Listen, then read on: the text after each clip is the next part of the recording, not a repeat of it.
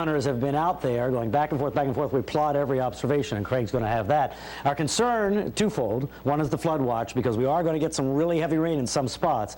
The other is folks with like scaffoldings up, anything that's loose and subject to high winds. It could be bad here overnight tonight into early tomorrow. This is going to go by pretty quickly, but that's why the wind advisory is in effect as well. Outside there right now, we're at 81 here, weather control, everybody in the 80s. Feels like 90 because it is extra steamy out there as this tropical air coming in.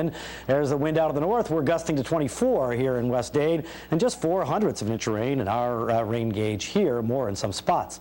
Okay, take a look at what's on the real-time radar right now. There's a real good downpour right at Fort Lauderdale Hollywood International, and watch as the sweep comes around now, and you're going to see it move. See it kind of moving down to the southwest, because these things are all on this strong northeast wind moving down. Now, let's go a little bit wider here and check out Broward, and you see lots of heavy pockets all over North Broward. Another one down there by Hollywood and going down to Dade here, and you see that line. This has been a strong line, is now pushing to the western sections of southwest Dade, although it does extend up near us here at Weather Control on up toward Hialeah. Now, looking at the wide view here with real-time radar, we know that's as far out as we go on this range, but now we can look at the long-range radar from the National Weather Service, and here you see a little rotation out in there, and these are the strong cells that produce very strong winds at Marsh Harbor over Nabucco and also across Grand Bahama Island.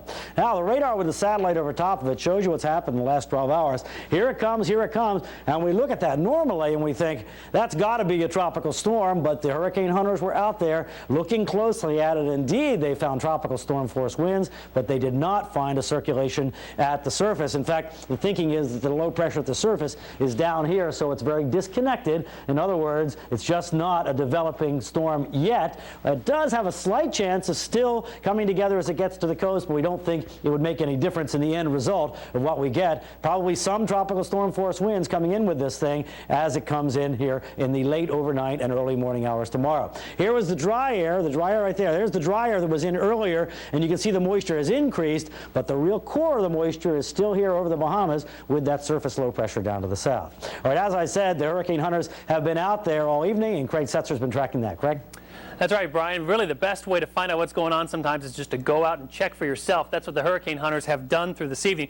And we plotted the observations to see what was going on. They found winds about 21 to 17 out of the northeast on the west side of the system. They found stronger winds on the east side of the system, up to 44 miles an hour and 40 miles an hour. They moved into the south and found a calm area of winds, or near calm. We thought maybe there's a circulation there, but no, they found easterly winds farther down and then near calm. So still what we're finding is there's no closed circulation, though certainly plenty of strong winds, especially on the north and east side of this system, Brian.